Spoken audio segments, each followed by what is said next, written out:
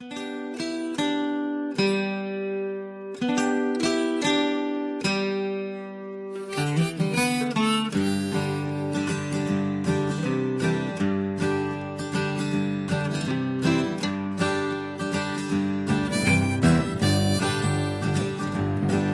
been called lots of stuff. Yeah, I've done a lot of deed. I've had it rough and tough. You know I've smoked a lot of weed. Mellow, don't you know? Well, I've learned a thing or two. Like when and where I should go to, what I should or shouldn't do. I've been left alone, no company, but that's alright with me, 'cause I'm big and ugly.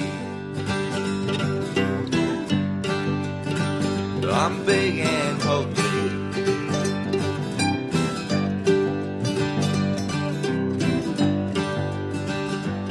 I'd like to let it grow, you know I'm talking about my beard. I'll have you all know that I know sometimes it might look weird. But I got a friend upstairs whom I'll keep confiding in. I know he's there 'cause when I knock he always lets me in. Brings me peace with what it is and what is not for me. To accept what I see, they're looking back at me as big and ugly. Big and ugly.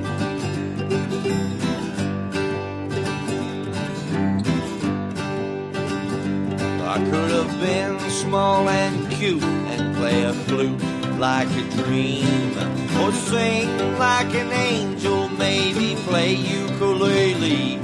But I got to work with my hands and keep dragging it along. Banging on that old guitar, sometimes I'll write a song. I lose a few friends, so it seems I got no enemies. 'Cause what you get is what you see, that's how it is with me. 'Cause I'm big and ugly.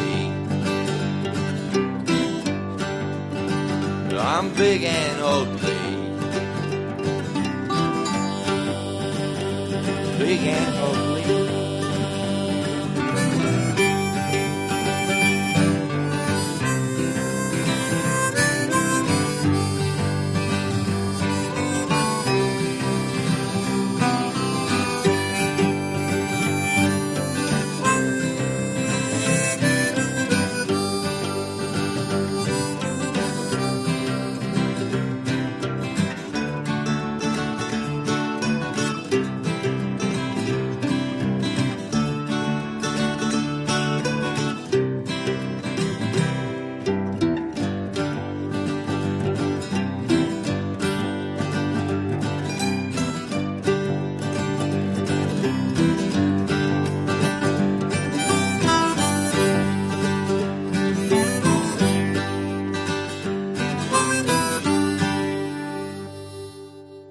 Hey everybody, welcome back to the Big Uglies. We've had a couple weeks off and now it's me and Carl back here, back in your system.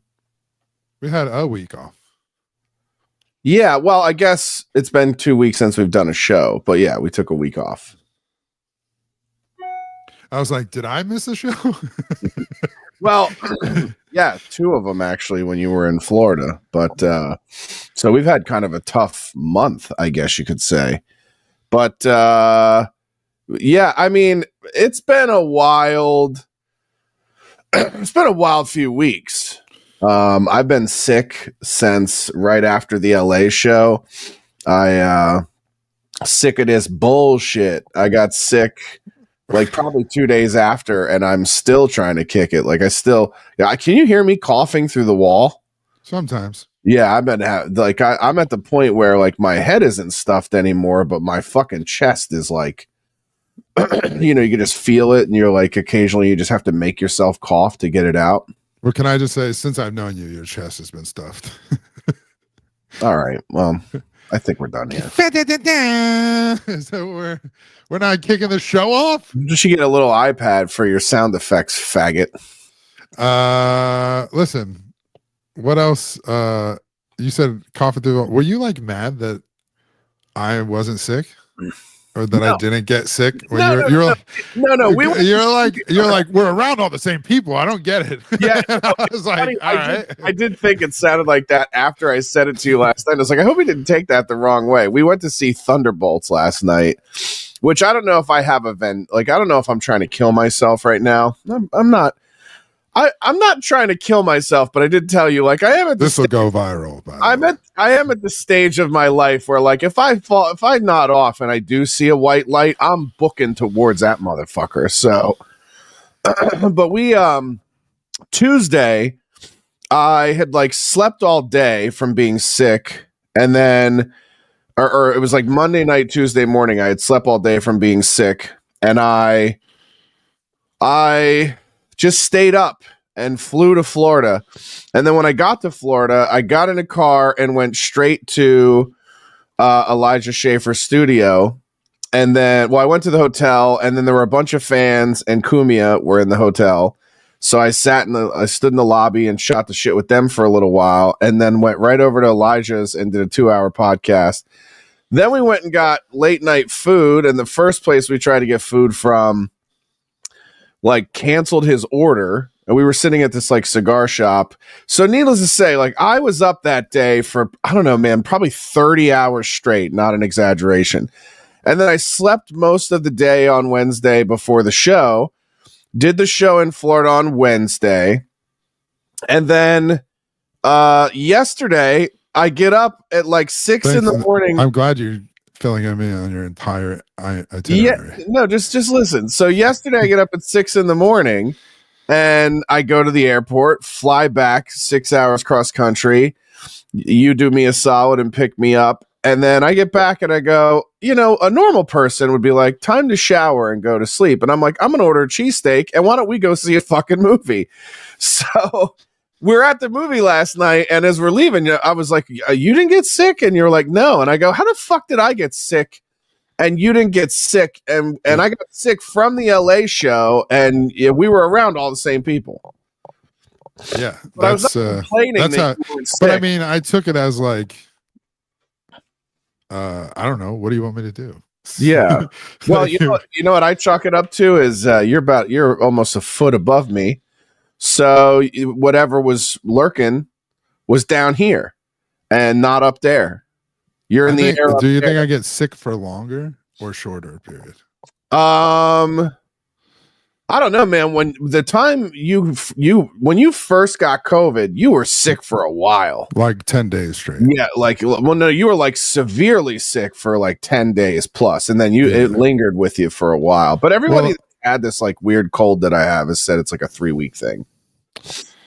Yeah, could be AIDS. I don't know. Oh, I wish it was AIDS. You wish? Yeah. Do you have any idea? I wouldn't have to scratch the 32s off in my jeans into 31s anymore. I could just be a 31, George. In my head, I had to think that that was a quote because I was like 30. It's a reference. It's a Seinfeldian reference. So yeah, this whole thing kicked off. I mean, we got to rewind. We got a lot to cover for people who casually watch the show, or maybe watch the show and consume nothing else that we do.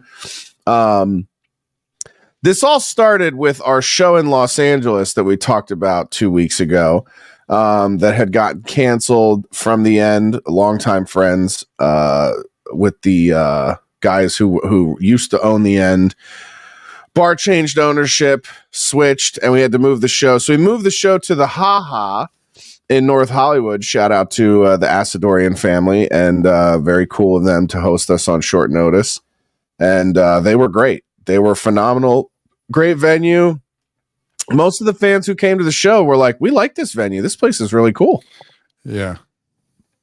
So, longtime comedy club in North Hollywood. We do the show there. And before the show begins, you notice that there's a particular faggot walking around. Well, I went outside to like see like, you know, what's up with security and people coming through and all that shit. And like, we hired extra security for the show just in case. And when I went out there was this dude who had shit kicker boots on, and like a fanny pack or something. And I looked at him and I was just like, "What's up, bro?" Like I was like, "You're just kind of lingering. What's going on?" And then he was like, I heard there was a Gavin McInnes show here tonight. And I was like, okay. He's like, I just find that interesting. Which, by the way, I'm from the press, and I want to cover that. You can't heard there was a Gavin McInnes show there tonight, because the only way you would have gotten venue information is if you bought a ticket. So he was either a fan or a spy at that point. And it wasn't fan. It didn't read fan. It didn't look like he was a hipster turned fucking bad boy. Like he was one of the Vice guys who didn't come over to the right with Gavin. He was just like, I don't understand. Aren't we still over here doing Vice things? I noticed that he was kind of like, he did look like somebody goofy. He did look like somebody that you used to would like jerk off at summer camp with Tim Pool. Tim Cook? No, Tim Pool. Yeah, Tim Pool beanie. Yeah, I was right the first time. Tim Cook probably also jerked off with other guys at summer camp. That's part of that whole different thing that Apple's got going on. I'm so confused. Tim Pool used to be a journalist for Vice before he was a beanie wearing podcaster, and he wrote for he was he was like a citizen journalist for a bunch of other publications and stuff too. But he was one of these backpack. I'm in the crowd at Charlottesville faggots. Like this guy looked like one of those guys, right? Why did he never take the beanie off? Because he's bald. He's like insanely bald. So what? Joe Rogan's worth fucking $500 million. He's bald. Everybody's bald. Some guys don't listen, man. I don't think my hair's great. Some guys don't take to it too well. Some guys start to lose their hair, and they do everything they can to conceal it, and some guys just lean into it and shave it all off. What if he has like American History X Aryan Nation? That would be funny. Swastika on his head. That would be pretty funny. He's just like a secret reform Nazi. He's like, just don't look at my. By the way, did you know that director? We talked about this before. Tim, no niggers in the pool. All right. Remember? I'm skipping ahead. Do you remember that we talked about before about like Ed Norton didn't like the way that the original way that American History X was going to turn out, and then it didn't have the version that the director wanted and all this? Yeah.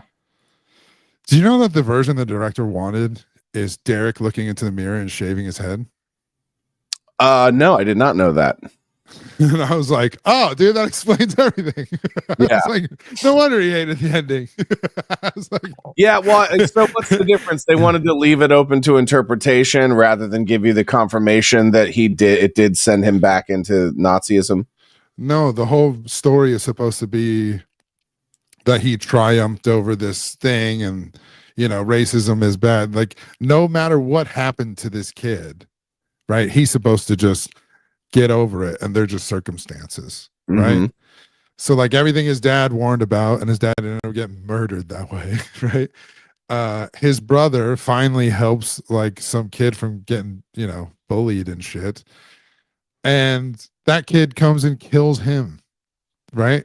Yeah. There is no like redemption. If anything, it's just like, oh, one friend I have made in jail is going to make me turn all this around. I don't think not. I haven't seen it. I haven't seen it in a long time. What was the young black gentleman's justification for murdering him? Was he asked to change his seat at a track meet or some other capital crime such as this?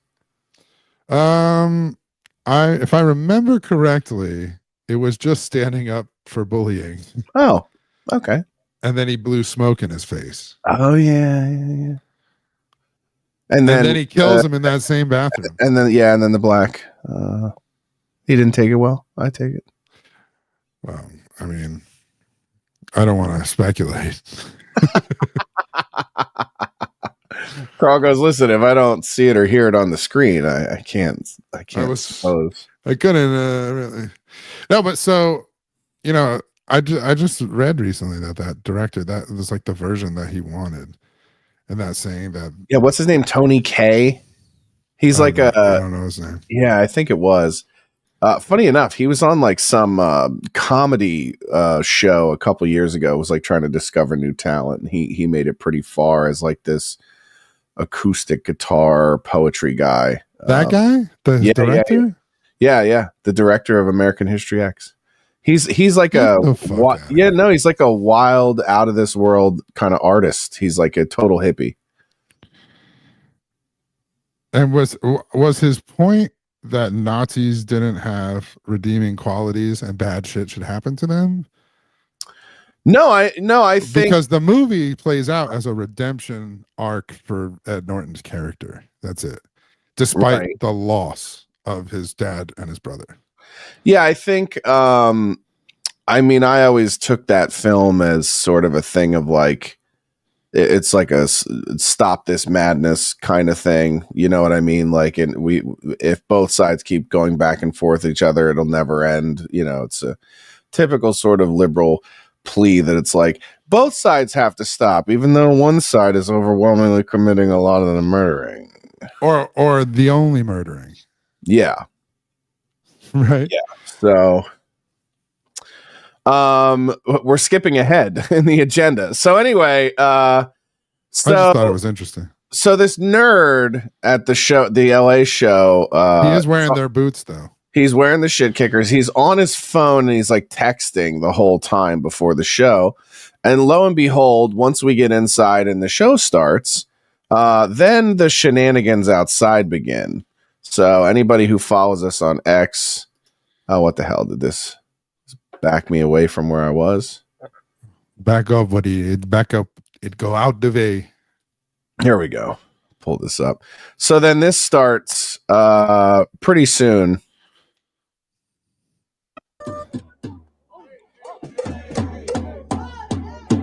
So they have a drum. That's our security guy. Shout out to our other buddy, David Hahn, doing check-in. They're blowing. So look at this, blowing air horns, and this guy swings on one of the fans. Well, they blew an air horn in the face. So he's trying to like smack the air horn away, and then they punched him in his shit. And look, that's the security. That's the door. Nobody. They can't leave. Like people had to go out the side door because of this. Yeah, they're blocking the entrance. So people brought up a very good point. Where is the LAPD in all of this, right? So interesting question that people ask me is like, aren't the police supposed to be at this thing, keeping them away from the entrance and like making them stay, you know, like roughly 10 feet away from people, preventing escalation? I find it very hard to believe that there wasn't a single police call made to this. So my gut tells me is that there were police calls made to this and that they refused to respond or did not respond.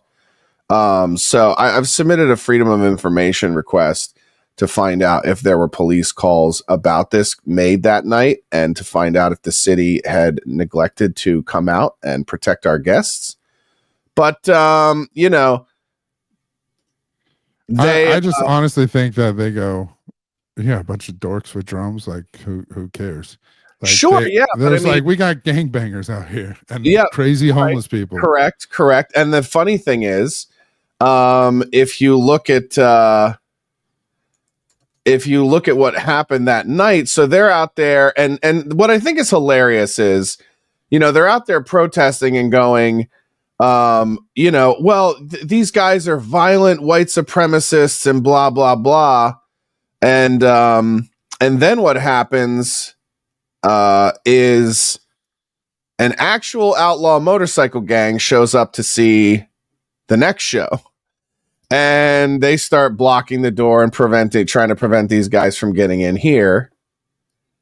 Vagos, California. Bunch of big fucking Latino bikers. Yeah, it's a Mexican biker gang. Yeah, and what's funny is the Antifa thought that they were with us. They had no idea. They just happened to be there for the next show after ours, and so that happens. And well, they tried to stop the Mexicans from coming in. They just drove their shit on the sidewalk, which was so awesome.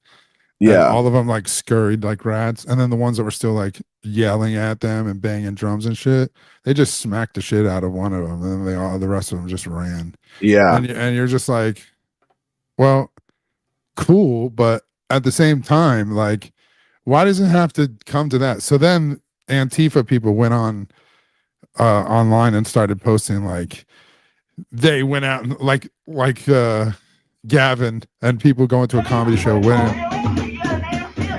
But you can see like what a pathetic display this is. I mean, there's like 8 people here. You know what I mean? And here's Shit Kickers with his little gay jeans. You can see him over here just to the right of this. Well, So they're trying to act like people going to a journal. comedy show hired Mexican gangbangers as muscle. Yes. Yeah, and 2 of our comedian friends. We thought just in case the Mexican bikers we hired are not enough, let's get 2 comedians to be at the door as well, which will certainly help the situation. So I just don't understand any of their bullshit. It's like 15 people there, like in reality. Is that a baseball umpire in the road? Yeah, that's what it kind of looked like.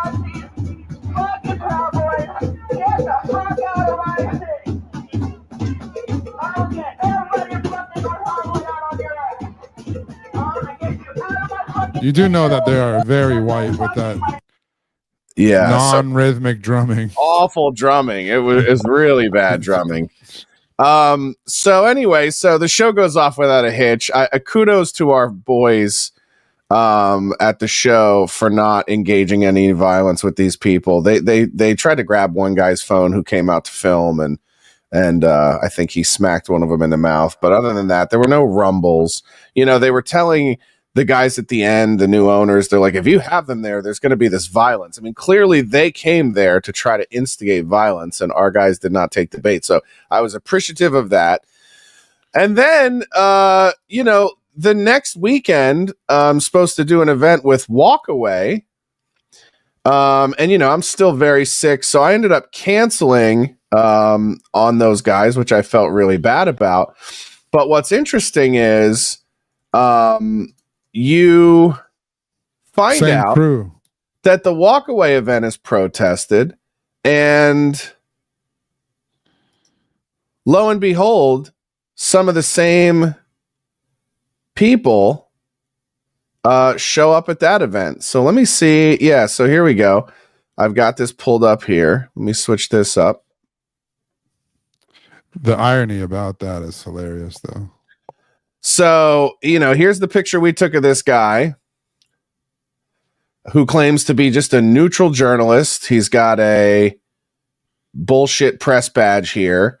And then here's Brandon at the Walkaway event, the march in West Hollywood, on the following Sunday. Left needs help stat. This is code red, call 911, like, the left is not okay. Are Trump bigots? These are lies for you to see, people. These who they are. Racist bigots who think they are something. And look at them. Nothing for us to see. Bigots! Lies All right. Okay. They're so triggered by the message losers from a gay man that they can leave the Democratic Party if they want to. That's what this is about. The fact that I'm coming in here and saying, and then, hey, you know, I'm trying to get to, I can't really scrub this very well. But Yeah. look who crosses frame here at a minute 7. This is Here he is. Take a gander. It's right here at a minute 7. We get a little screen wipe from our friend. Look at him. Oh, just another concerned citizen journalist who happens to be right in the middle of the Antifa protests yet again. So the hilarious irony of them protesting Brandon's thing is that it's called Walkaway. So these people have no concept of like conflict resolution or anything they learned in elementary school. yeah, There's like a double entendre. Like they're leaving the party, but they're walking away from any of the bullshit they're doing. And these people crying about fascism are literally trying to harass regular citizens who are exercising their, free political rights, their free will and political rights, to be like, no, we're organizing people from walking away from a party. And they're like, you can't fucking leave, you piece of shit, fucking gay, fag, bigot, motherfucking racist, cocksucking bitches. And you're like, dude, it's called walk away. I'm just trying to leave you people. You're insane. What I think is funny about that is that their justification for why they were so unhinged on our Saturday for our show was, well, it's the Proud Boys and they're a violent white supremacist hate organization, despite the fact that everyone we've watched walk into this venue while we were hiding across the street before the show began is Hispanic and Asian and black. So, you would think, okay, well, they're out in full force because they believe they're going up against a violent, hate group. That's their belief, right? But then the next event we see the Antifa at is Little Walkaway. It's homosexuals who no longer feel like they're Democrats and old ladies from West Hollywood. You've been to walkaway events with me. They're like very nice, mostly senior citizen class. A lot of them are old as fuck because that's why it's not called Runaway. It's called Walk Away. Yeah. Some of the people, it's roll away. Like, I think there's wheelchair bound people that they're just screaming in their face, like, you fucking fascist. Like, I can't I just want, like, what's the go away movement? That's what I want to be a part of. Right. So they are so they're like, no, it never has Walk Away been, called a violent white supremacist organization, but they were met with the same sort of force. And so you sort of wonder, like, I wonder who the actual instigators and provocateurs are when it comes to these kinds of cultural clashes in these public events. And you watch these two clips to kind of compare and contrast. And the common theme is that liberals are fucking insane. Yeah. I just think it was like Brandon's first thing of getting on there. It's just like, called 911. Because these people have lost their minds. It was like it was like the beginning of like a RuPaul's Drag Race or something. Right. Somebody called 911 because these bitches are insane. Hit it. Yeah, it's so funny to be like, we were on a space one time and Brandon was like, he goes, listen, I've been gay for a long time and I don't know that I've ever been surrounded by so many faggots in my entire life. That's why you had to walk away. You know how bad that is when you're that gay and you gotta be like, this is faggoty. Yeah, it's pretty bad. It's pretty bad. Speaking of faggoty, the one downside of the LA show was that Mr. Cumia did not make it. He had a last minute conflict with travel problems and wasn't able to make it out. But on the Wednesday show in Boca Raton, we were joined by Mr. Cumia, and we had a great time at the Boca Black Box. Just some low resolution photos for people to see. Here's Anthony in front of his AI generated image. And then Mr. McGinnis, doing his thing. And then this old fat fuck with his nice tubby body. Really fun time hanging out with the fans, doing comedy. The show was good. And both shows were good, by the way. We had Sam Tripoli at the first show filling in for Cumia, did a great job. Then Anthony being at the show on Wednesday, came out with a bunch of new stuff and him and Gavin were like really, really locked in and focused on material and everything else. And the shows came out really great. So moral of the story is, the tour goes on, the show moves on, and, we're not going to be dissuaded by these freak shows. Right. So next show is in 2 weeks in Pittsburgh on the 16th. So come see us there. You can go get tickets at knobhillproductions.com. I guess side note, we did get deplatformed from Eventbrite a week after that, and we'll be taking legal action against Eventbrite. But now you can get tickets a couple different places. You can go to my website, knobhillproductions.com, where the tickets for all the tours that I do are on sale. And then You can also go to Party Events, spelled PARTEA, partyevents.com, and buy tickets there. So you have a couple different options to get tickets to come see our shows. And yeah, it's going to be a good time. We've got 3 more dates scheduled through the summer, and about, I think I want to say at least 6 more that I'm working on. So yeah, it's going to be a fun time. It's going to be a fun summer. And we won't tell Antifa about it, please. Yeah. Well, and if you want a front row seat to the race war that's coming on, by all means. The race war, by the way, a lot of people don't realize this. One of the first inciting incidents is this year's NFL draft. Yeah.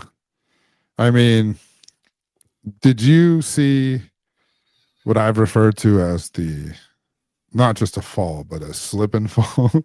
Yeah, it was a swan dive from Grace. I remember you called me and go, "Hey, what the fuck is going on? What is going on?" Yeah. Well, and I was like, "Well, if you must know." When we did this show on Censor TV, I feel like I'm glitching out here a little bit. When we did the show on Censor TV, it was all focused on sports. So we talked about sports a lot more. And we don't talk about sports as much. We do when it ties into culture, which it kind of does this week. But, the Shedeur Sanders fall in the draft was a pretty big topic of discussion, even outside of the world of sports, when it happened. And there was immediately this discussion of like, does this have to do with his race? What does this have to do with? You and I established pretty quickly that it primarily had a lot to do with NIL and the way that NIL has changed college football and the way that it's kind of put these players in this sort of driver's seat in their mind of like, well, now that I'm making money in college, I'm just going to tell the NFL whatever the fuck I want to do, and they're either going to do it or I'm not going to play. Yeah. And so when you start, a lot of it had to do with Dion too, though. Okay. When they started doing he was on podcasts like the year before that. And he's like, "We'll pull Eli Manning. We don't even care. There's only like 1-2 teams. We ain't." And then they had to change that tune as soon as like their people. And the other thing is, Shedeur didn't have an agent. That was all like Dion and them like handling stuff. Shedeur had no agent in this process. So there was no Drew Rosenhaus or anybody to cipher through. There was nobody like, "Hey, Shedeur, it's Drew. I'm gonna put you on with the coach." Like, okay, you're gonna get a phone call, from this was. So for people that didn't know, Shedeur Sanders didn't get drafted in the first round, didn't get drafted in the second round, not the third, not the fourth, but the fifth. And let's be honest. And let's be honest. Shedeur is probably in a normal draft with good interviews and participating in the combine or whatever, talent wise, probably a second round pick, right? Yeah, I mean, he's not a generational, bona fide, obvious number Daniel one. Jones went in the first round. There's a lot of players that went in the first round that you're like, what? And this is not an issue about talent, but when you break down just the talent, you look at the measurables, you go, well, he's not fast. He's not particularly slow with it. He's not particularly big. He's not that agile.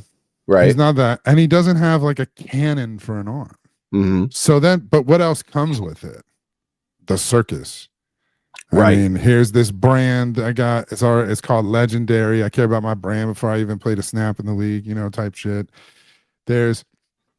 And Cam Ward, who nobody was talking about, who still nobody is talking about, was the first pick overall. He's black. University of Miami. Before that, he was at Washington State. Before that, he was at the Incarnate Word. Nobody goes to the Incarnate Word and comes out. He goes there, balls, goes to Washington State, balls, goes to Miami, is the only reason we win any games. He literally put teams on his back. He has the NCAA record for passing touchdowns. Not a peep. Nobody even talked. There's no buzz. Not even talked about. Yeah. And I said that to Theo, and he's like, "Man, it's because he's probably going to go to Tennessee." And number one, nobody care about Tennessee and all that shit. I go, "So what?" Mm-hmm. I go, "Steve," and he was like, "They don't have a history of treating any black quarterbacks well." And I go, "Steve McNair wasn't murdered by the franchise. He was murdered by a woman No, right on there. no. And Vince Young was murdered by the franchise. no, yeah, but like Vince Young was the one affected the most, obviously, other than Steve, by Steve McNair's murder. Right, Yeah. that was like his mentor. He was the quarterback that was on the Titans when Steve McNair was killed. Knows that. When Steve McNair was killed, Vince Young was like 31 and 13 as a starter in the NFL at that point. Yeah. Like he was not a shitty starter. So like I was like, I don't know what you're talking about. If Tennessee just has a quarterback, they got a chance to start building something, because then you build the line, that you build this, yeah, they don't have Travis Henry or what's his name? King Henry out there. He's not the running back anymore. But so what? Go draft one, right? You build a defense on there. Who cares? We got a franchise quarterback now. Right. Type shit.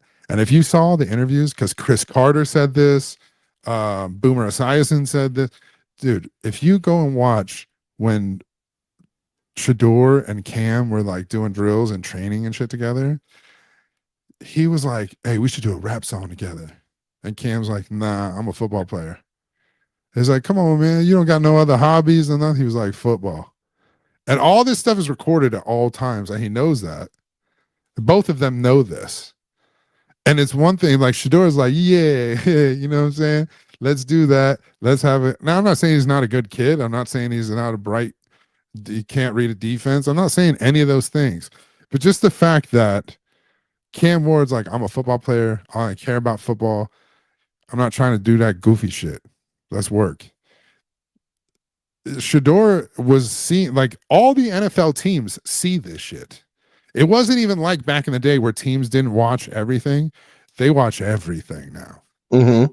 Like, and that's why they have all these social media teams and all this. And some of these teams care more about selling the team to the masses than they do winning. And it's like, there were owners, and Boomer Esiason had said this, there were owners that were taking him off the board. They were literally like, I don't want that shit. Yeah. And you're like, off the board, not even second, third, fourth round, just off the board. They didn't want it. Yeah. The Browns didn't care, because why? They got a dude they paid $1 billion to with a torn Achilles that can't play. And can't stop getting jerked off, apparently. And like that was, so they got that guy. They got a 55-year-old guy with a cannon for an arm, but can't. Joe Flacco, dude? Joe fucking Flacco. And then they got then they draft a quarterback 2 rounds before Shador. You forget the other white guy. They traded Dorian Thompson-Robinson to the Eagles for Kenny Pickett. All right, I this is a sidebar. I got a thing about this. I don't think I've ever mentioned this. If you got a fucking hyphenated name as a dude, you're not it. Especially as an athlete, dude. Hold on. What about Maurice? What about Maurice Jones-Drew? What about Ben Jarvis Green Ellis? No. Yeah. Okay. These are homosexuals to you. But they were never like the man. They're tradable. Okay. Yeah, that's true. You're not going to be Michael Jordan, Tom Brady. You will never reach the level of greatness. Yeah, there was never, most of the people with a hyphenated or multiple last names end up being presidential assassins and not Hall of Famers. It's a woman thing. It's a woman ass single mom thing, or an aggressive mom thing to be like, nope, we're keeping this name and this name. And the irony is when she's like, I'm keeping my maiden name, so I'm not controlled by men. Your maiden name is your grandfather's name, so right, it's still a patriarchy. If you're trying to like change something, it's just, I go, why have the hyphenated? Like, it's just the fact. Rogers Cromartie is not as good as Antonio Cromartie. That's a great point. The NBA, right? The NBA is facing a dilemma right now with a 40-year-old LeBron who's been the face of him, and they're trying to make this kid from Oklahoma City Thunder happen. It's like stop trying to make fetch happen. He's another guy with a hyphenated last name. I go, he'll never be the face of the NBA. Not with the hyphenated last name. No way. Giannis Antetokounmpo, whatever, Antetokounmpo, Yeah. could be the face of the NBA with that fuck ass name over a hyphenated guy. And I think it's such a, I can't explain it, dude. You don't even have your true identity because you can't decide which fucking name you want.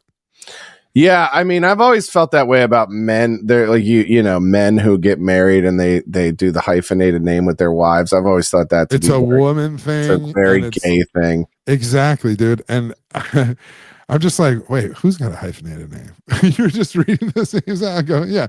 No wonder they traded him. His name's Dorian Roberts. What? Get the fuck off the team. I just want to say the one couple I know who has hyphenated last names that are married, I'm like, the husband's gay.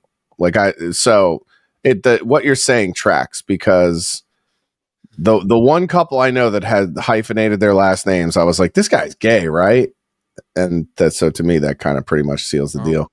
I don't know why this is a trend now, but it's definitely a trend amongst light-skinned black kid athletes. Oh yeah, well, you know, I think that you're seeing a lot of that happen with the mixed kids, though, because it's sort of like unifying the mixed name to kind of to showcase the mixed race. I don't know. No, makes them soft. Yeah, I agree. There was a fighter that did it in the UFC, wasn't there? The British Brazilian or the Irish Brazilian guy. Couldn't tell you, not a champion. Good point. Couldn't tell you. If he would have dropped that hyphenated name, I'm sure we'd know who he is. Probably have a belt. Bro. Ain't nobody want to chisel all them letters into a belt. Ain't nobody trying to, bro. I think it really just goes down to like it's like an identity thing or something, and they just from their birth, their mom wasn't sure of them, and I'm like, no. So if I was a coach or a GM and I'm looking at those players and I go, what about him, so-and-so, such and such, blank, such and such, and I'll be like, yeah, he doesn't have enough confidence.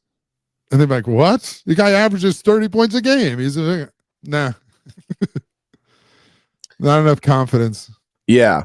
So amidst all the drama of Shedeur falling in the draft, another thing that happened that really didn't get a lot of coverage until a couple days after the draft was prank calls. Yeah. Why don't you talk about that a little bit? I gotta jump out here and jump back in because I'm getting all glitched up. But so Shedeur Sanders gets prank called. They call his phone, a random number, and he's like, first of all, there's got to be a team because nobody has this number but NFL personnel. So he sends this or he gets sent this fucking call from probably just an app, like some app that's like, yeah, give us the area code for that, you know. And it was New Orleans Saints, I believe they pretended to be, and they pretended that they were about to draft him right then at that slot. And it turned out to be like kids at Ole Miss. And it just so happens that the kid that was participating in this prank to Shedeur, and probably many others, because a bunch of players said that it happened to them as well, he's Jeff Ulbricht's son. And Jeff Ulbrich, a lot of people know, was the interim head coach for the Jets, our former defensive coordinator, and now scapegoat of the Atlanta Falcons. Because, dude, they're like, they are so. First of all, they released a statement. Then when the statement, this is what I mean. This is, and you know firsthand about this fucking reactionary measures taken by companies. They'll do something first, then the general public will be like, that's not good enough, crucify him, and then you're like, okay, fine.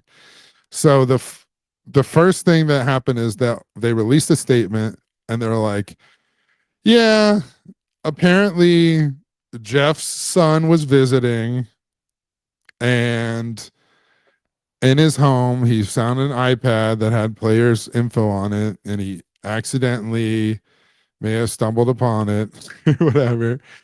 And they released this whole statement. It's like Adam Schefter like posted it, like Falcons release statement. And it was just like, and we're still, you know, we're so sorry for this and all that. Then they fined Jeff Ulbrich $100,000, and the NFL fined the Falcons $250,000. But it happened to Cooper DeJean last year. He didn't say nothing. It happened to Tyler Warren this year. He ain't say nothing. It happened to Mason Graham at the 5th pick of the draft, which means 2, 3, and 4, he was getting calls. Yeah. Not a peep. Nobody cares. Why do they care? Now, this is what black people need to ask. Why are they pushing so hard for a kid who's fucking had everything handed to him? Whether you agree with that statement I just made or not, it's the facts. He has played for his father and never had to compete for a job. And he's never played for any other coach in his entire football career. But that's my point. It's and not so just he's like at college. He in high school, in middle school, grade school, like his dad was always his coach. His coach the whole time. So when I say that everything as far as football goes was handed to him, and his lifestyle, how he lives, the money he's got, all that, you think they're filming Shedeur Sanders if Deion's not the coach? No, not at all. Who gives a fuck? Yeah. You know how many former players' kids play football and they don't get a fucking Amazon show following them around? Well, by the way, a great one, you know, that we have some, you know, that you have some show connections to, Dominic Raiola's son, who is the quarterback for Nebraska Cornhuskers.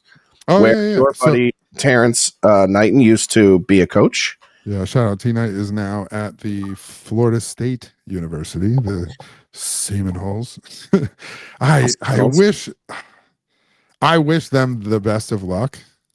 I hope his D line is fantastic and all them kids go to the league, but I can't fucking root for them. Well, yeah, you're a Miami fan. I just can't. You're a Miami fan, and you went to FAU. You pretty much could root for any other team in Florida but the Seminoles. I don't like the Gators though either.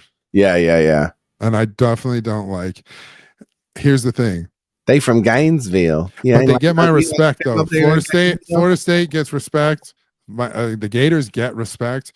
A team in Florida that doesn't deserve any respect is the University of Central Florida. Yeah, I knew you were the UCF Knights. They are. Do you remember when they called themselves the national champions? No. Dude, we got to Google this. The UCF Golden Knights called themselves in 2019, I want to say. Maybe it might even be 2021. They called themselves the national champs. 2017. Gave their players rings that say national champs on the side because they felt that they should have went. They lost in their bowl game to an injured LSU team. I would be so fucking embarrassed if my coach ever did that bullshit. Not just the coach though, the school did it. Yeah, this is wild. Hung banners. I didn't know this story, but here it is. UCF Golden Knights football team did claim a national champion in 2017, despite not being selected for the college football playoff. They completed the season 13-0, including a Peach Bowl victory over Auburn. While the college football playoff committee did not select them for the Final Four, the Colley Matrix and other major selectors recognized them as national champions. So the next season, they went the whole year. They gave their players rings that said national champs. And then they went on to be like, we're the fucking national champs, blah, blah, blah, blah, blah. They get into a bowl game against LSU, and their whole defense is hurt, and they beat the fuck out of them still. Yeah. It was amazing. It was the 2018 season. It was like them as claiming they were national champs going into that year. Oh my gosh. Is it amazing? It's amazing, dude. I'm scrolling down to see the score of that. Where was it? Would have been 2018. It's UCF LSU. I know Yeah, that. 40-32, January 19th, 2019. They got obliterated. And look at the ranking in the Fiesta Bowl. Yeah, they were ranked 8th. LSU ranked 11th. That was like the highest rank they gave them, and they were so cocky. That's the thing. Florida won 2 national championships. Hey man, how you let Temple put 40 up on you? I mean, I know they won that game 52-40, but you get 40 scored on you by Temple, you ain't national shit, dude. You're not fucking shit. And I say that as a guy who grew up in Philadelphia. Who, you know, I always have. I went to Temple. Yeah, I know. For 2 years, didn't win one. We won 1 game. Still, I know exactly what you meant. How the fuck you let them score 40 on you? Yeah. By the way, even when Temple was okay, they weren't known for offense. Would you throw 4 pick sixes? Is that how they scored 40? Kinda. Yeah, they had to have a scoring ass defense. Had to have been. So anyway, the reaction, not just from Shador's camp, but from around the league, it has been that these guys are all very, very gay in responding to these prank calls. Like these are, this is an atrocity. And I even watched. But I just don't understand why they're going so hard for Shador on it. Yeah. Why.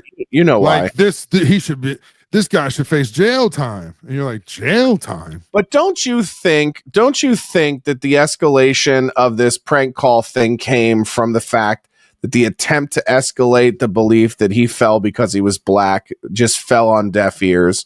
No pun intended, but like it didn't work. Nobody fucking took that bait at all. There's got to be some sort of racial element to this. Yeah. Like, no. There's none. Yeah. There's none. Not when the first guy that gets picked is a black quarterback. Yeah. You can't make this shit up, dog. Like the NFL don't want that. And they go, yeah, but see, that's the thing. They don't want flashy, all this. I'm like, Cam Ward versus Shador Sanders one is an entitled rich kid. Mm-hmm. One is a mild-mannered, well-mannered, 2-parent household quarterback, and the other one is the son of a rich elite athlete, famous person, celebrity talk show hosting dad. Right. And he's just like, it's got to be racism, dog. I watch football my whole life. It's like, did you see how many black guys are in there? Yeah, a whole lot of black guys got drafted that day. Dude, T-Night said something to me T-Night said something to me on the phone about this stuff. He goes, bro, I can't believe they're trying to make this shit about race. The majority of quarterbacks in the NFL at the top are black, and the majority of good defensive ends are white. The whole league is flipped. Yeah, and you and I have talked about this, that the whole NFL, league is flipped. Well, what's interesting to me, and now the one thing I will say about Shador is I also think he's kind of a victim of circumstance of where the league is right now, because you and I have talked about this. Even though there's a ton of black quarterbacks, more than there's ever been in the league before, the league is starved for star power. Like, these guys are boring. There's no swagger to these black quarterbacks. There's no vibe. There's no energy. I mean, Jalen Hurts is a fucking robot. Like Jalen. So you're saying this is an argument for Shador. For Shador is saying like, hey, they're going, but I also think it works against him, because I think when the black quarterbacks in the NFL have now become Jalen Hurts, who's soft-spoken and robotic, and CJ Stroud, who's a high yellow nerd and a total football nerd, right? Playbook nerd. Like he'll be calling plays out from 6 seasons ago. So you look at the black quarterbacks, Patrick Mahomes, as a fucking pencil neck as it gets. There is not a lot of players that are just real hard R's. You don't have a lot of hard R's. Well, and by the way, the one hard R that we love, Lamar hard R Lamar, which is what he will be known on this show henceforth. Hard R Lamar, 2-time MVP winner, but Lamar Jackson is pretty soft spoken and Should be not 3-time MVP winner. Yes, I agree. He should have won this year as well. But how is his numbers better? That's the same thing that happened to him the Heisman year. His numbers were better than his Heisman season, and he didn't get it. His numbers were better than his MVP season this last season. They gave it to Josh Allen. Yeah. And it was just like, all right, dude, come on. Yeah, so 2 debatably 3-time MVP, Lamar Jackson. And this goes back to the very first episode of the Big Uglies we ever did, where we said the league has a problem with black guys with dreadlocks and gold teeth, and we particularly said that as it pertained to the Philadelphia Eagles. But now, I think the league is starved for star power, and I think that's why the ratings are down. And you and I even said, like, this is the least we've been interested in NFL football in the decades, and I think they very much lack star power. There's not a Tom Brady, there's not a Peyton Manning, there's not, your star quarterbacks are guys like Josh Allen, who has the personality of a wet blanket, and Jalen Hurts, who has the personality of the guy who of a dry blanket. That wet blanket. Yeah, it's like, it's just not. They're not exciting players to watch, and the league has a real problem. So the league better be crossing its fingers and hoping that Shedeur Sanders wins that job in Cleveland and gives people a reason to watch Browns games for the first time in 20 years. Is there like, I know he didn't really cuss like that, but he did talk shit. Phillip Rivers. Yeah, I mean, is there Rivers, who's the most like who's like the most competitive? Patrick Mahomes right now, right? Yeah, Patrick Mahomes is the only one talking shit like that I've seen on tape. Phillip Rivers in this current NFL would be the most personality in the entire league. Yeah, because they would film everything, and he'd be like, "Fucking right." It's like, "That's right, dang it! Hey, 99, hey, 99, I'm coming right at your ass again." Yeah, and the funny thing is Phillip Rivers played against Manning and Brady and Breeze, and so Phillip Rivers was like the 7th or 8th most interesting quarterback in the league when he played. Do you remember when we watched that quarterback show? Justin Herbert, no personality. Kirk Cousins, no personality. Trevor Lawrence, no personality. Do you remember we watched that quarterback show? Yeah. And we found out that Matt Ryan be cussing. Was it on that show? Yeah. Was it? Yeah. Or was it what was he on? The Hard Knocks or one of them shits? One of them, yeah. Yeah, because he's like friends with the Bears GM, right? That was like his right tackle at Boston College or something. Yes. And I was like, oh shit, I didn't know Matt Ryan be talking shit. Like I watched that and be like, oh shit. Yeah. Like, what the fuck? I didn't know he's out here talking shit to people. Yeah, so in a weird way, you could question, is the Shedeur hate a product of where the league is going, and are they overvaluing or are they putting more emphasis on these guys having no personality because of the success rate, and saying like, no, the way to get a good, because forever they were like, black quarterbacks are never going to win Super Bowls, and now they found out if they have white mamas, they will. And but they have these real sort of like pussy docile personalities, and to me, like, I'm concerned that that's become the prototype for NFL quarterbacks. I don't mind if they're a nice kid or not. That's like your own thing. Yeah, I don't. But I don't want nice. I have a system now. Honestly, what Deion Sanders said, like his scale and psychology of grading players. Yeah, I'm actually all for that. Yeah, he's like, lineman, I want a 2-parent household. He's like, I need them to be stable, calm under pressure. Yeah. He was like, defense. I don't care. Give me the dog. Give me the. He was like, anybody else who's like a child of abuse or neglect or anything that I need your mama. I need your mama to be a crack addict. Your mama was your mama to be addicted to crack. Your mama was for the streets. That's okay. You're gonna buy a house with some nice bed and some new white sheets. Come on now, up on down. And like, he's really. Have we not connected the fact that Shedeur Sanders is just a black football playing version of Uncle Baby Billy? Come on now. Come on now. Nah, I ain't asking for everything. I just need $8 ball. It's funny. It's come on. I'm just asking for $2 million and some cocaine. Come on now. Yeah, dude. It's funny you say that, because did you after the Nebraska game when he got fucked up from T-Night D-line, Did you see him in that presser when they asked him, what do you think the problem was about sacks and all that stuff? And he literally threw the O-line under the bus, and he was just like, how many times Rayola get hit? Yeah. Huh? Ask him that. How many times Rayola get hit? Riddle me that, nerd. I'm out here doing this whole fucking show by myself, man. I mean, Travis is helping. I mean, hell, he's playing both sides of the ball. You motherfuckers can't block for a second? God damn. Yeah, so keeping with the theme of black fragility, which seems to be, a shocking turn of events as of late. This is something that you and I have found ourselves talking about quite a bit over the last few weeks, ever since this Carmelo Anthony situation, and probably before that. But talk a little bit about when did you start seeing this sort of newfound shift in terms of like black fragility? Because you hear about white fragility all the time, and by the way, like in 2018 when I called out anti-white racism that came from black people, people were calling me a snowflake and going like, look at this white fragility, because I'm just going like, hey, you guys are being racist too, like, and they're just like, look at this pussy. But now it almost seems like they're sounding the alarm over the most simple, docile shit. It really is like a racism alarm.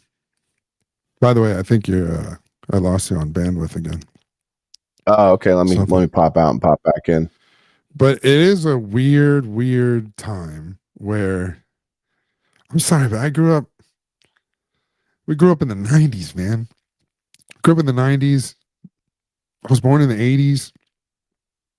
Like, black people were tough, but reserved in certain areas, and they knew class, style. It wasn't all the same shit. Everything wasn't twerking.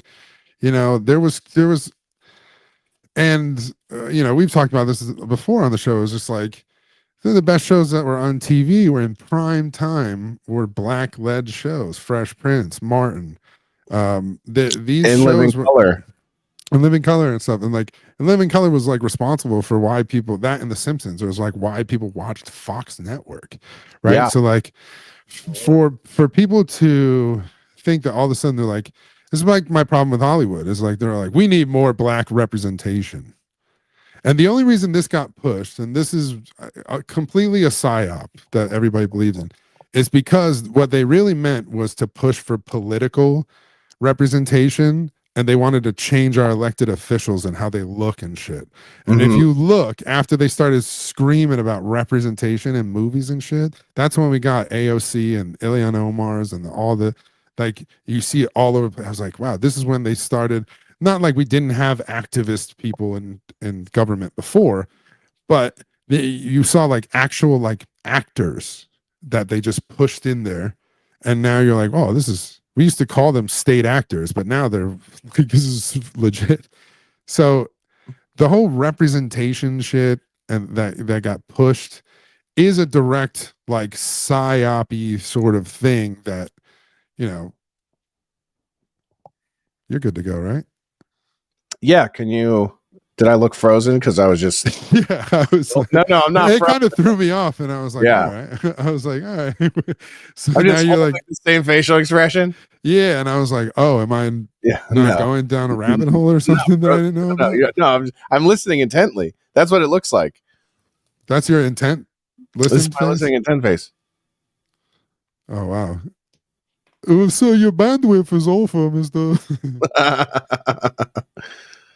Yeah. Where were we? Sorry. I was distracted. I like that you just derailed yourself. I like that you just derailed yourself. I did derail myself. So we're talking about black. See, I'm making that Chinese eyes, and I was like, we're talking about black fragility, man. Yeah. So remember at the time, white fragility was this thing that was getting pushed. Yes, there's a book written with that title. And you can't turn on HBO Max or anything without saying, we lift up black voices and all this stuff. I'm like, wait a minute, where did this come from? And this push for representation, this push for everything, really was coming simultaneous with government at the same time. You're like, man. So when it happens in, we saw it with sports. Like, that's why we said there was a push for a certain type of stuff. Black people respond to this in a funny way, dude, because they respond with, man, see, they don't like a certain type of black guy. I'm like, okay. We just said, like, no, funny was good. That's why Martin and Fresh Prince were on TV. Yeah. Right? Like, and Living Color. They were hilarious. It broke every barrier there was. Right? We don't care that they're black. Who else is going to be Homie the Clown is funny to us. Right?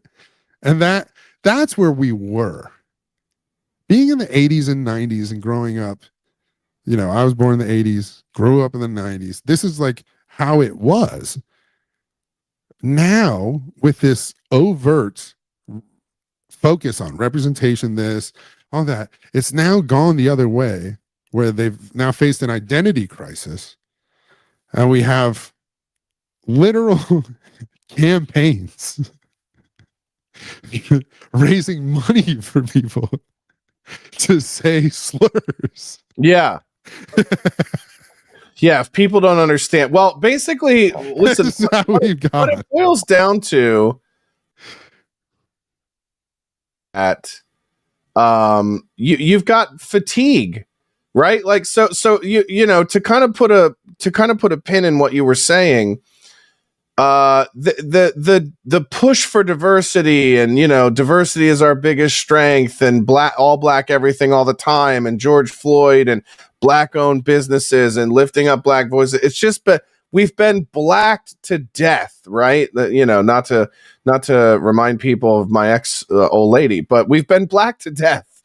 Okay. And so there's just, America's gotten to this breaking point where we're just fucking tired of having chocolate shoved down our throats 24/7. Like, we've been waterboarded with a chocolate fountain that we've been Augustus Glooped. Okay, we're done.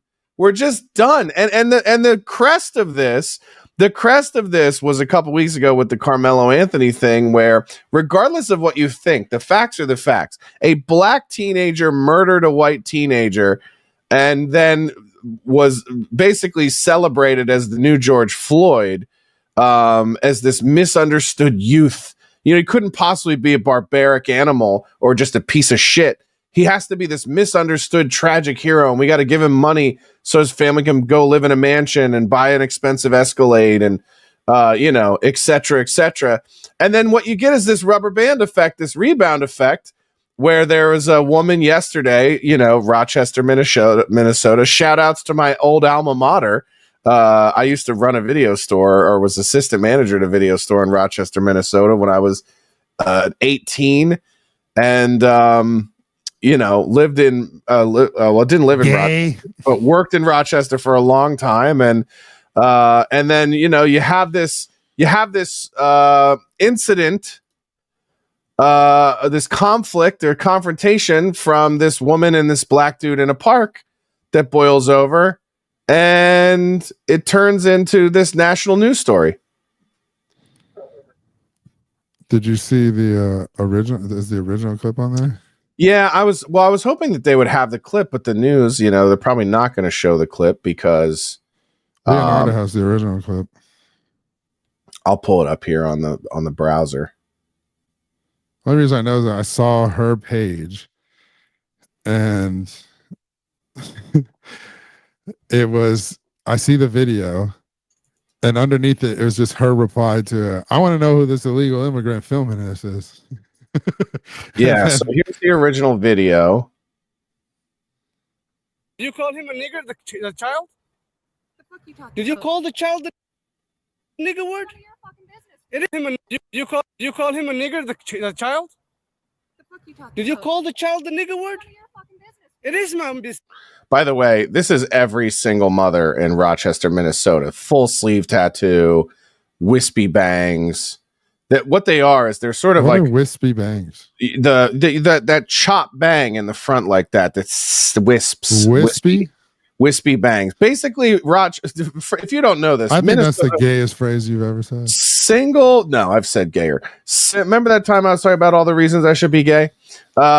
This should be on the top of that list. Single Knowing what moms in wispy bangs Minnesota are. are basically like a hybrid between an OnlyFans porn star and a Karen. They all look like this. Would. Yeah, I know you Call him would. a nigger? Okay, why don't you have the balls to say it right now again?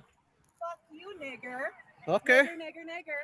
All right, that's what you say. You don't go digging through people's shit, you dumb fuck. Nobody dig into your shit. A little fucking kid just did, you dumbass. That little kid, you call him a nigger? The little child? What if he acts like one, he's gonna Are you about to? That her logic is pretty set. Well, if he acts like one, then I'm gonna call him that. And then everybody understood You hear him? that, You right? chase him here? He took my son's stuff. So that gives you the right to call the child, 5-year-old, a nigger, the N-word. If that's what he's gonna act That's like. what you're gonna call him. That's what he's gonna act like. You know, that's a hate speech. That line made me giggle. That's a hate speech. No, hate speech is him trying to talk English. And you can be recorded for that. Dude, that is a hate speech. You can be recorded for that. Okay, we'll see about that, what the internet has to say about you. But so I just want to point out how that ends. He goes, so we'll see what the internet has to say about you. So this guy is already like, we're going to get this bitch because she said something I didn't like. She said a word I didn't like. Right. And then what's hilarious about this story is that as you do a little digging and you find out that the guy who posted the video is a fucking sex offender who's at a playground filming children. And so for all we know, this racist white lady saved that little nigger's life by interjecting with her racism, because this guy's like, listen, I come to the park to stalk the children and try to fuck the children, and I don't need to do the hate speech while I'm here to do my business. I was here to do this, and she's come here to mess up my fuck. Did you use the nigger word? Yeah. And by the way, I love it. He didn't say the N word. He said the whole word followed by word. Yeah. Did you call him the nigger word? The nigger word? What makes you think it's okay to call this 5-year-old the nigger word? That is crazy. Yeah. That is crazy, bro. Yeah. That's crazy. We'll see what the internet has to say about you. I'm like, you know what they said. Let this be a lesson for you white ladies. If anyone ever comes up to you filming this kind of thing at a playground, the first thing you do is go, sir, why is your penis out? Why do you have an erect penis out? Sir, put your penis away. If she would have just started screaming that, this video never makes it on the internet. Never sees the light of day. Ew, dude, is you jerking off? Is your cock out? Sir, we're at a playground. So anybody starts filming you in a park, just have that one on deck. All right. Just be ready to start making phallic accusations. Sir, why is your erect penis out? And by the way, this is not erect. You want to see erect? You want to see erect? This is not erect. It's cold outside. I was in the pool. I was in the pool. You never seen Seinfeld? You never seen Seinfeld? I was in pool. It's not even water here. Yeah. So you think this is okay to say to someone? This is the hate speech.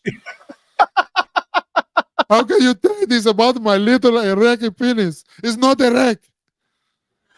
Yeah. So anyway, Barkhad Abdi from fucking Captain Phillips, the actor from Captain Phillips. Why do you know the most obscure actor names? Because that guy was one of these Somali cab drivers from Minnesota. So not only do I know the depths of that reference, it's apt.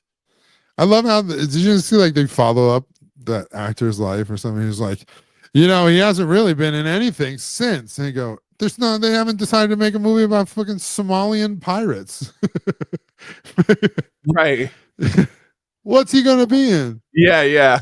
Ted Lasso. He gets recognition for Captain Phillips. And they're like, no, he's got a big Hollywood agent. He's going to try to make it. No. we made that movie. We're done with you. Yeah, it's done. Look Yeah. at me. No longer the captain. Yeah, not an actor now. I'll tell you that. So I was in the movie with the Tom Hanks. Tom Hanks do like 30 movies a year. I should probably also do 30 movies a year. They're like, yeah, you're gonna get ready to go back to the cab.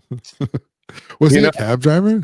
Yeah, he was a cab driver. Hey, sometimes when From you think Minnesota? yeah, sometimes when you think you're done with Uber, you ain't.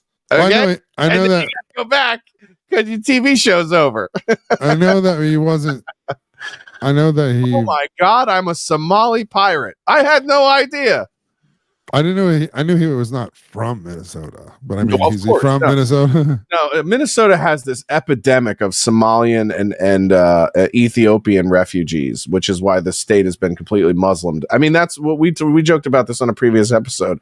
We talked about Minnesota nice parents letting these fucking Somalian barbarians fuck their daughters. And they're having gang wars. Yeah, there's huge with Americans. Tribal wars, and then they're warring with the black gangs in North Minneapolis. You know, there was a reason why there was a substantial or a non-substantial amount of time lapse between George Floyd's thing and utter destruction in Minneapolis. It's because there was already plenty of seeds planted, if you know what I mean. You're talking about their age. Yeah. But as far as like when you talk about and by the way, so the fatigue, it results in this woman. So this guy takes to the internet, he doxes this woman, tries to get, they try to get her fired from her job, they're really trying to get her murdered. And the whites of the internet have banded together and started dumping money on a give, send, go for this woman. Her name is Shiloh Hendricks. And it's already over 300,000 and climbing. People are saying she's going to be the first racist millionaire, first N-word millionaire. To that, I said, listen, if the going rate now is 300,000 for an N-bomb drop, I think you and I made a couple $1 million on this podcast already. I'm not proud of that. Shut the fuck up, pussy. I'm not proud of that, but I was saying if they're cashing out. My name is Carl Spitali. I still have black friends who play football. Okay, whatever. Listen, I was on the front page of World Star Hip Hop with the N-word. Okay, let's not. Oh, were you? Me too, but I don't think for the same reason as you. Yeah, mine was ended in an A. Yeah, mine was being called it by Don Cheadle. So War Machine called me the N-word. is that a credit I can use anywhere? Hey, I didn't call you that, man. Yeah. Terrence Howard would have understood where I was coming from, I think. Not the real War Machine. Not the real one, man. You might have got called that by Don Cheadle because he'll do it for half the money. And I didn't want that. You know what I'm saying, man? When they call me for Iron Man 2. Iron Man. They called me for Iron Man 2. And we had a conflict. They didn't even ask me. And the movie was already gone. You know what I'm saying, man? Yeah, Terrence Howard has never called me that word.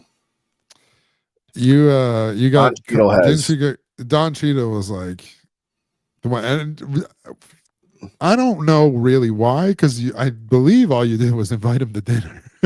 No, that happened after. That happened after the fact. That was like a couple of years later. Chef Gruel was like, wanted to do these like peace dinners where it was like two people from different sides of the spectrum. Israel, Palestine, Josh Denny, and John Cheadle. Don Cheadle, yeah. And so as a joke, I just tagged Don Cheadle. I was like, what do you think, Don? You want to get together and have some lobster tails and talk about our political difference? And he was like, I'm all set. And I was like, okay, like, listen, I gave you an opportunity to eat with the whites, nigger. I don't know what your problem is. Jesus. I'm sorry, I couldn't resist. I thought you were going to call him something else. No. But this is the thing is like, and listen, this is the thing that you and I were talking about before the show is like context matters, right? Because this is the thing people don't understand. There's a big difference between types of N-words, right? A casual N, right?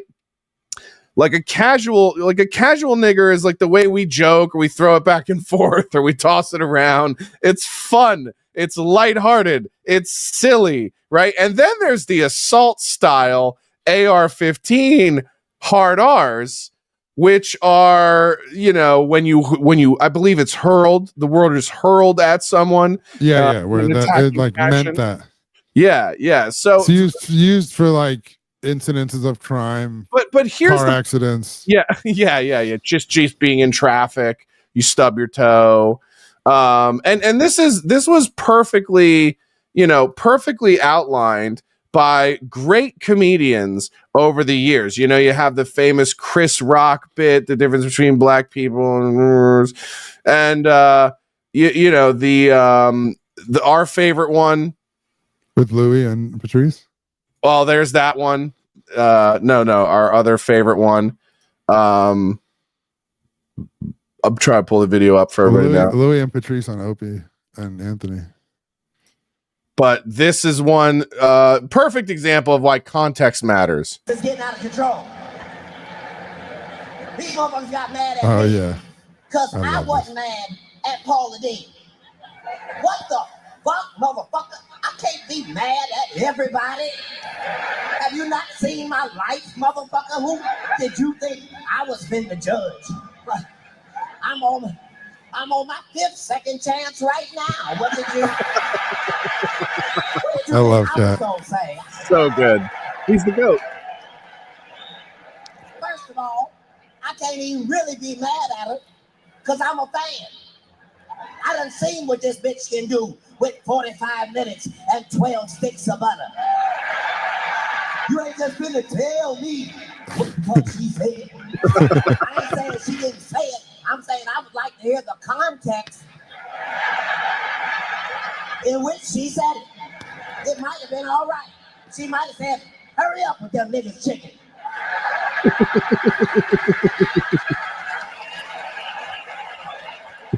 Right. Oh, those niggas wait all day on pork chops.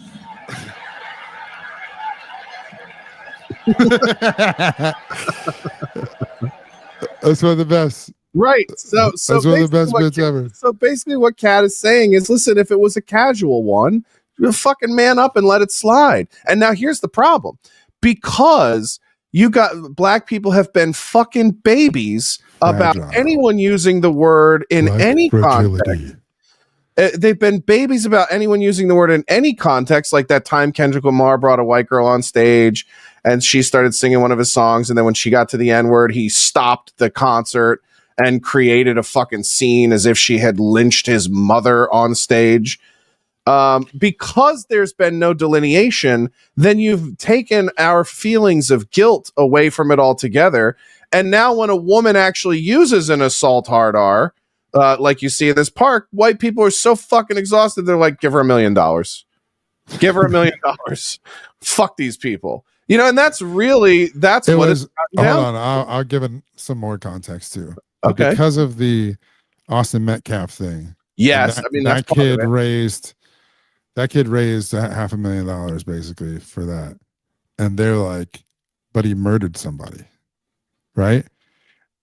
It's this like tit for tat thing that they go, that's what it has to be. I mean, Zimmerman went and sold his gun and all this stuff. I go, yeah, but that's after the fact. It was proven in court that it was self-defense. You talking about George Zimmerman? Sold his gun. You know he signed bags of Skittles and shit. You know whose house those are probably in. Kumia's? Yeah. They're probably at Calvin Candy's ranch down there in Greenville. I gotta like I auctioned.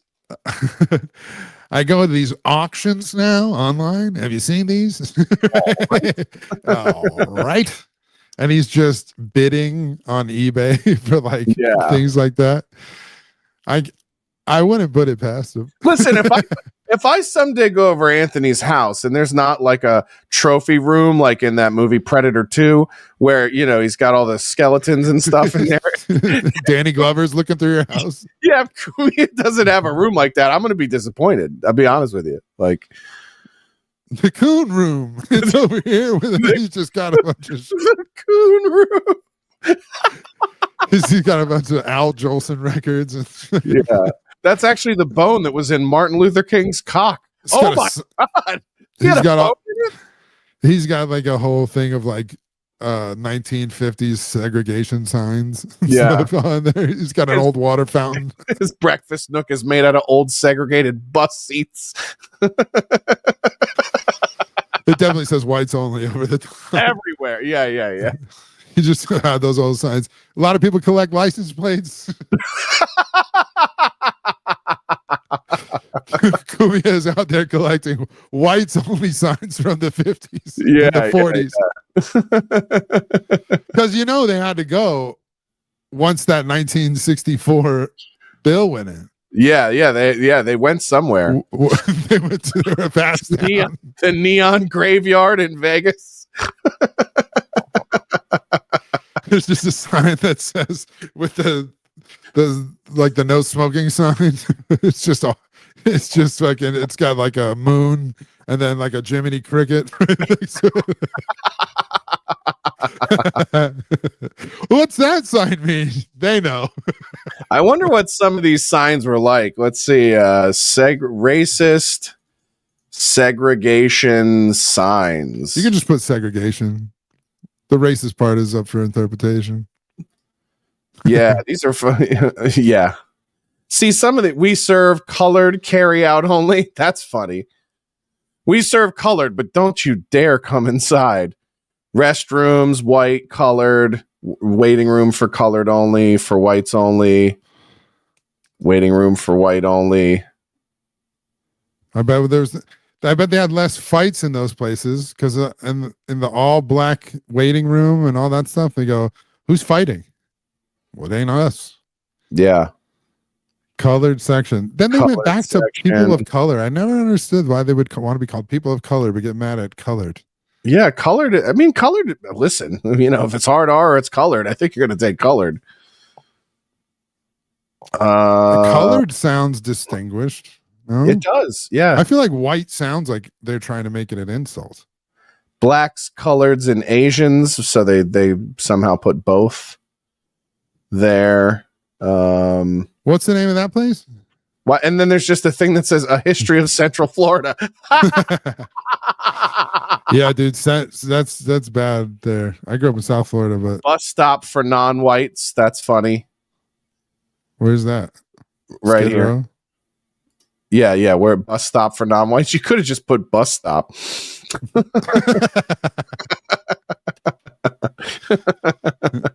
What is that sign? Oh my God. Sundown towns, whites only after dark. What the fuck is that? Within city limits after dark.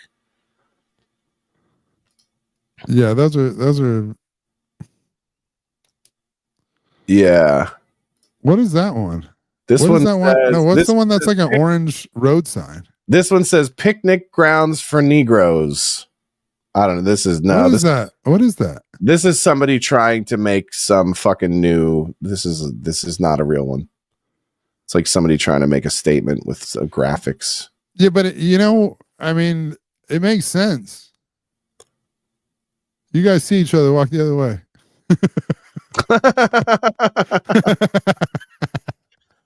Oh my God. Yeah. So you have racism signs and everything else. Anyway,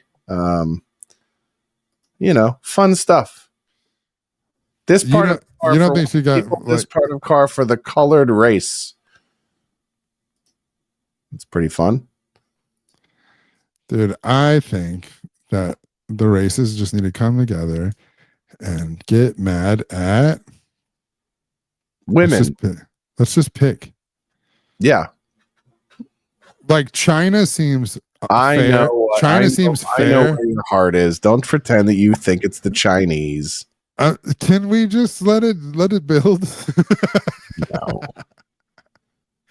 What? I didn't even save them.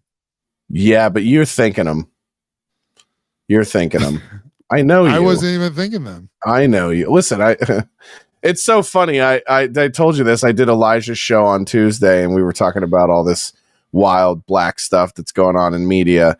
And then I told him I just had JQ fatigue and was tired of people bitching about the Jews. And he looked like I told him there was no Santa. He was like, I thought we were about to be best friends, but you don't hate the Jews with every inch of your body? And I go, no. Yeah, and you're like, no, Such a waste of time. I got better things to do. Yeah, it's just, by the way, even if I don't, I do. Even if I don't have better things to do, I do. Like, jerking off in a pile of my own shit is a better use of my time than thinking about Jews at all. I don't know about that. Not if you're thinking about mommy milker Jews or, you know. I don't like big tits. You're into that. I don't like big tits on Jewish women. What do you like them on? Everything else.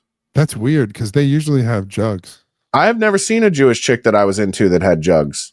Really? They all got jugs. Yeah, Anne Hathaway. I like the Gal Gadot, but I don't think of the Anne Hathaways as jugs. They're perfect, but they're not jugs. Those are like milky though. They're milky. Yeah, she's a skinny broad. So yeah. But I mean, like, you know, like I think just about her tits on most Jewish broads. Then you'd be like, okay, yeah. I mean, I guess, but I mean, they're still not like they're not meaty clackers. You know what I mean? Like, how big do you need them to be? Well, I mean, what the fuck are we talking about now? Okay, like, I mean, hers are like, you know, I'm talking about D cup titties and bigger. Okay, so like, D and bigger. Those on Jews, yeah. B's and A's and even some C's are. I don't consider those jugs. Those are breasts. C titties are a decent size. To be a jug, you got to be a D. You got to be a D cup titty or bigger to be a jug, to have jugs. Depends how big the girl is. No. Because the cup is the depth. No, but she can have C cup titties on, and she's like super skinny. Her tits look huge. Yeah, only C's. I don't know. Maybe. I mean, you know, you can have a C cup titty that also fits in a D bra as well. They have sister sizes. I mean, you know, this is what you learn when you go shopping. It's the second gayest thing you've ever said. Listen, it's just what you learn when you have to. You like brassieres? Yeah, I learned it. I learned about. What do you know about the brassiere? Yeah, I learned it when I worked for. What the fuck was? Now I can't even remember the reference. The name of the guy who worked at the bra company, where he tried to get George a job. I don't know. I don't remember. But I remember he was like, tell me about the brassiere. What do you love about the brassiere? Oh, well, everything there is. You know, the clasp, the... Yeah. Who do they pitch the bro to? Who do they pitch the man's ear to? Anywho... I can't find it. So you think this chick's gonna raise $1 million? Yeah, I think she's gonna be the first N-word millionaire. Wait, now hold on a second. Does that make her nigger rich? I think we coined a phrase. Did we coin a phrase? Did we coin a new phrase? Did I do a thing? Did I make a meme? Did I make a trend? It's just crazy to me that one side of a story will get taken into account just because she said an ugly word, right? If she's saying a word that y'all hate, that everybody hates, that it's a slur, it's this and that, don't dismiss what she's doing or what drove her to say it. Why are all those facts being dismissed? That, you know, immediately, like, and this is why I say it's the OJ case 2.0. Yeah. Is because why is the landmark when the change happened? Why is it that it was just like, hold on a second, man. Now, I really thought this man was going to go away forever, but then I found out that this police officer used the N-word when describing criminals in LA County. You know, I cannot, on my good conscience, have that. I'm going to have to go ahead and say that, man, this here black murderer is innocent. Yeah. And that's what it's gotten down to. I mean, so the full other end of the spectrum of us saying because there's no delineation between the casual N and the assault N is that OJ's dead now. Side of it, people pretend that the saying the word is akin to murder.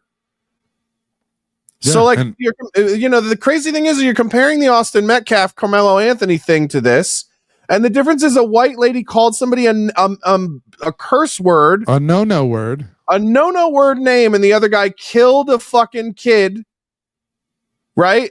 And we're thinking of them as the same. They're not the same. They're not the same. Right. They're like, well, you shouldn't talk so ugly. And we're like, how else would you talk about this subject and broach the subject? Just never talk about it and cower from it. And this is the thing, is that just this complete. And if you're black and you're watching the show, you must, I don't know how you got here, but if you're black and you're seeing, podcasters talk about this kind of stuff, what you need to ask yourself is, if I'm not one of the black people that are behaving in a way that's contributing to this black person fatigue in America, what am I doing to combat it? Like, am I being vocal about my exhaustion? Because I do believe there are a lot of black people in America that are exhausted by this fucking bullshit behavior too. But you're not. A friend of mine has coined the phrase. Go ahead. A friend of mine has coined the phrase monkey business. See, I think that's more offensive than actually saying the N-word, but and it means exactly what you think. Once they start doing this stuff, you're like, come on, why? He'd be like, why my people gotta act like this right now? Like, why? Right. But the thing is, and this is what we always say is what keeps Chappelle from being the GOAT, is that, like many other prominent media figures in the black media, he won't say these things. He won't call it out and just go, we got to stop acting like fucking animals all of the time. And, this is the thing, is that the fact that Anthony Cumia, our buddy, can do entire shows 5 days a week just covering videos of black people acting like fucking retards tells you that it's happening too much. Yeah, if it wasn't an issue, he would have no content. No content. You guys don't like what Anthony says? Starve him for content. Don't give him anything to talk about. You can't, and you're not. You won't. You won't. And so it is a fatiguing thing. It's tiresome. And this goes back to like people like, oh, you guys just, what do you think, you're edgelords? You use the word. It's like, this is the point, is like, if you don't utilize the word in a way that reduces the weight of it, we end up in a world where people think it's akin to murder. If you don't use it, we all lose it. Well, thanks to people like Shiloh Hendricks, it doesn't seem like we're going to be losing it anytime soon. If you would like to contribute to our GoFundMe, you can subscribe to the show at Hey girl, you hungry? From patreon.com/the Big Uglies podcast. Also, I think we're monetized on YouTube now, so I think people can super chat if they want. I don't know. I haven't seen it. Hey girl, you hungry? But yeah, so aside from YouTube monetization, oh, by the way, we were monetized on YouTube until this episode, and then I believe that's just come to a crashing halt. But you can support the show, patreon.com/the Big Uglies podcast. If you hate us, let us know. We'll read some of your hate mail. It's a hate for 8 on patreon.com/the Big Uglies podcast. You can help us thrive with 5, or you can send us hate for 8. You can go to biguglyshop.com, pick up some merch, show about and if you want to come to shows, just go to knobhillproductions.com. Number 1 Josh Denny fan doesn't subscribe to the Patreon, so his stuff doesn't get one. His stuff doesn't get read, so yeah. Sorry, dude. Yeah, this is pay to play, dog. You gotta put money in the sorry, homie. You got to put money in the dish. Put money in the dish if you want us to share your comments now. But good show, Mr. Spitali. I think we got it all in the tank. We didn't talk about the trad wives and the civil war that's coming between conservative influencers. Yeah, we'll let it build a week. Because it's gonna continue to escalate. So we'll talk about that next week. We'll come back and we'll talk about this war, that's sort of waged between war waged between these bitches. I can't do the blacks and women in the same episode. I don't have the bandwidth. I'll fucking. That's the third gayest thing you said. Can I just say that's such a fucking girl exhausted. Boss fucking word to use? Yeah, that's why I said it. My social battery right now is like the bandwidth I have. Social battery. That's fucking gayer than what I said. Yeah, don't act like that's a new one. Social battery. Like you don't spend more time around women than I do, faggot. I don't know. See how that makes me gayer. It does. That's what it is. That's it. I'm not doing their hair.